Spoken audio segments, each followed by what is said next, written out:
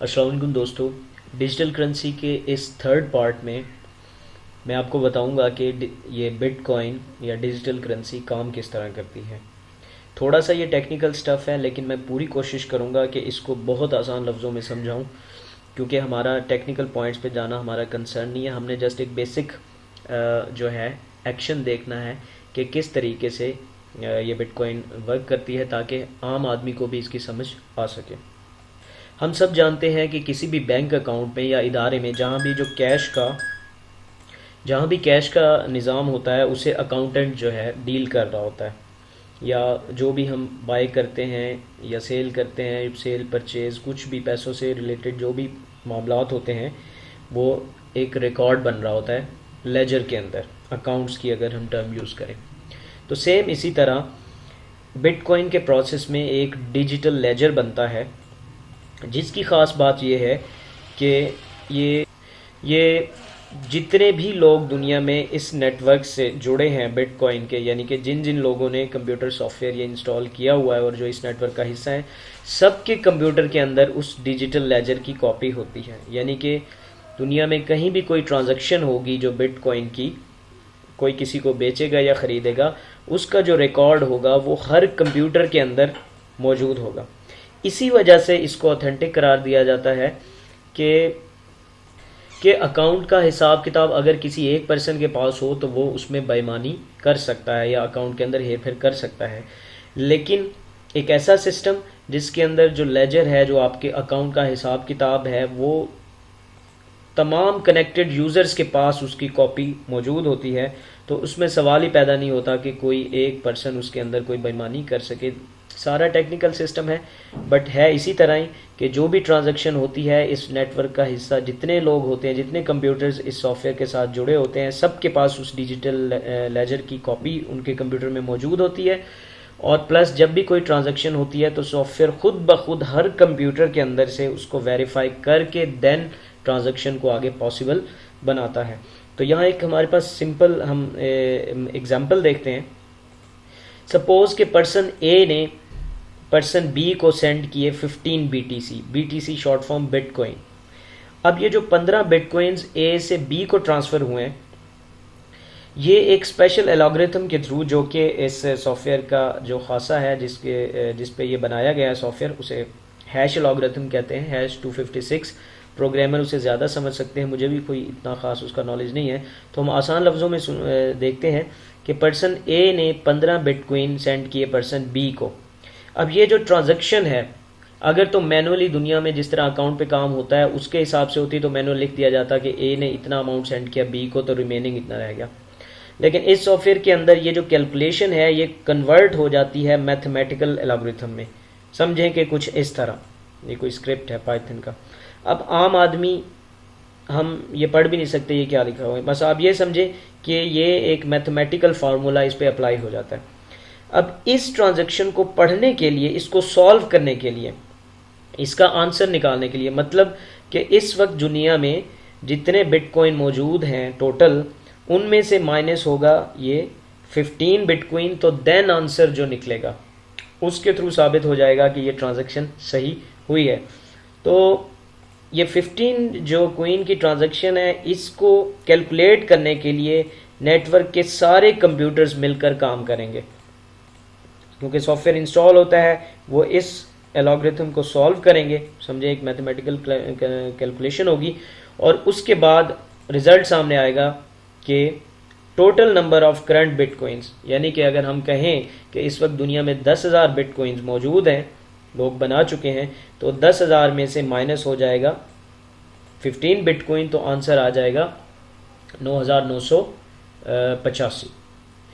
तो जब ये आंसर सारे कंप्यूटर्स के अंदर ओके होगा, तभी ये जो है ट्रांजैक्शन वैलिड होगी। यानी कि ये सारा प्रोसेस कंप्लीट होगा, सारे कंप्यूटर्स ओके करेंगे, ठीक है जी, 10,000 इस वक्त बिटकॉइन मौजूद थे, ये 15 बिटकॉइन माइनस होने जा रहे हैं इस अकाउंट से इसमें, तो रिमेनिंग बैलेंस ये आया, तो देन वो ट्रांजैक्शन वैलिड हो जाएगी।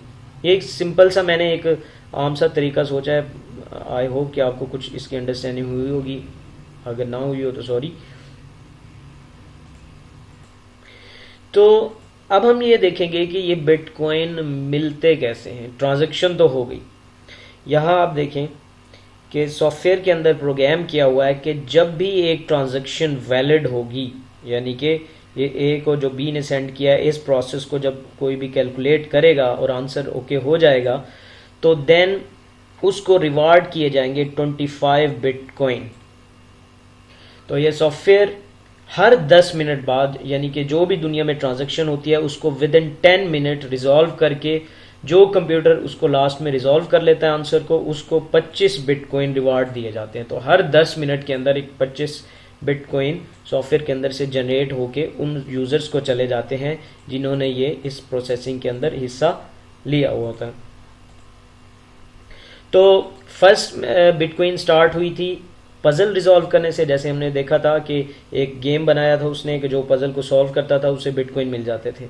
लेकिन अब जो है आज दुनिया में ये नेटवर्क इस तरह चल रहा है कि जितने भी लोग अपने कंप्यूटर्स को इसके साथ अटैच करते हैं, तो इससे साबित हुआ कि जिन लोगों के कंप्यूटर्स इस नेटवर्क के साथ अटैच हैं वो ये मैथमेटिकल कैलकुलेशंस को परफॉर्म करते हैं। किस लिए? क्योंकि दुनिया में हर वक्त कोई बिटकॉइन किसी को बेच रहा है और कोई ख़रीद रहा है, तो उस ट्रांजैक्शन को वैलिड बनाने के लिए, उसका डिजिटल लेजर ओके बनाने के लिए ये कंप्यूटर प्रोसेसिंग इन्वॉल्व होती है। फॉर एग्जांपल, आपका जो बैंक है, अक्सर आप कभी बैंक में जाते होंगे तो आपको बताया जाता होगा कि हमारा जी सर्वर डाउन है, अभी कुछ देर है, हम बिल सबमिट नहीं कर सकते या ट्रांजैक्शन नहीं हो सकती। तो वो जो मशीन्स हैं, डेफिनेट किसी भी प्रोसेसिंग के लिए कोई मशीन, कोई कंप्यूटर दरकार होता है। क्योंकि ये निज़ाम डिसेंट्रलाइज है, इसका कोई सेंटर पॉइंट नहीं है, कोई इसका मालिक नहीं है, किसी एक जगह कोई कंपनी नहीं है जिसके अंदर सब कुछ हो। तो ये इसका नेटवर्क है, ये तमाम लोगों के कंप्यूटर्स, दुनिया में जो जो पर्सन इस सॉफ्टवेयर को इंस्टॉल करता जाएगा वो इसका हिस्सा बनता जाएगा। तो इसी प्रोसेसिंग के इवज़, इसी काम के इवज़ आपको रिवार्ड की जाती हैं बिटकॉइंस। तो ये है इस सॉफ्टवेयर की प्लानिंग कि जो जो इन मैथमेटिकल कैलकुलेशंस को वैलिड बनाता जाएगा, सिस्टम अपना इसके साथ अटैच करता जाएगा, उनको रिवार्ड के अगेंस्ट 25 बिटकॉइंस मिलेंगी। अगर हम कैलकुलेट करें, जैसे आज का हमने रेट देखा था $692 चल रहा था, तो अगर हम 25 को मल्टीप्लाई करें बाय 692, तो हम देख सकते हैं कि हर 10 मिनट के बाद $17,300 जो है वो बिटकॉइन रिवार्ड की जाती है इस नेटवर्क को। और ये जो रेशो है, इसमें मैं एक चीज़ बताता चलूँ कि क्योंकि ये बिटकॉइन का आइडिया बहुत पॉपुलर हो गया, तो अगर 2 साल पहले इसके अंदर सपोज 2000 कंप्यूटर्स इन्वॉल्व थे, तो आज इसके अंदर 10,000 कंप्यूटर इन्वॉल्व हैं। हालांकि ये फिगर सही नहीं, एक हम एग्जांपल ले रहे हैं। जहाँ तक मेरा नॉलेज है, इसके अंदर लाखों नहीं बल्कि करोड़ों कंप्यूटर्स इस वक्त इन्वॉल्व हैं इस सारे प्रोसेस में। तो जितने ज़्यादा लोग अटैच होते जाएंगे, ये जो रिवॉर्ड है ये कम होता चला जाएगा। और ये सारा सिस्टम ऑटोमेटिक है। अगेन आप सरप्राइज होंगे कि कोई भी इसे बैठ के चेक नहीं कर रहा, इस कंप्यूटर का जो प्रोग्राम है, जो सॉफ्टवेयर है, उसे खुद ही डील करता जाता। एक और चीज़ कि इस सॉफ्टवेयर के प्रोग्रामर ने बिटकॉइन की जो लिमिट है वो लास्ट रख दी है 21 मिलियन, यानी कि 21 मिलियन बिटकॉइन जो है दुनिया में बनाए जा सकेंगे। उसके बाद कभी कोई बिटकॉइन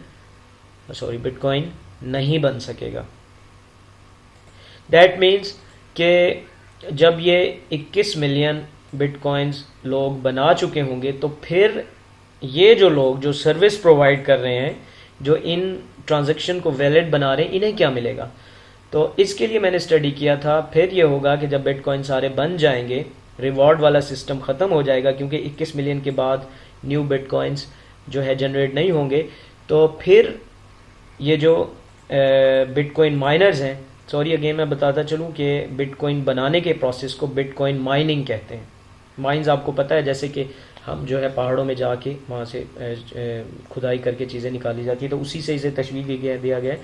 तो जो बिटकॉइन माइनर्स होंगे उनको फिर रिवार्ड मिलेगा, इन ट्रांजैक्शन के अंदर से कुछ कटौती हुआ करेगी। सपोज अगर पर्सन ए सेंड कर रहा है 15 BTC टू पर्सन बी, तो इसमें से माइट बी जो है 1 BTC वो इन ट्रांजैक्शन के इवज़ इन लोगों को इन कैलकुलेशन के एवज, इन सर्विसेज के एवज मिलेगा।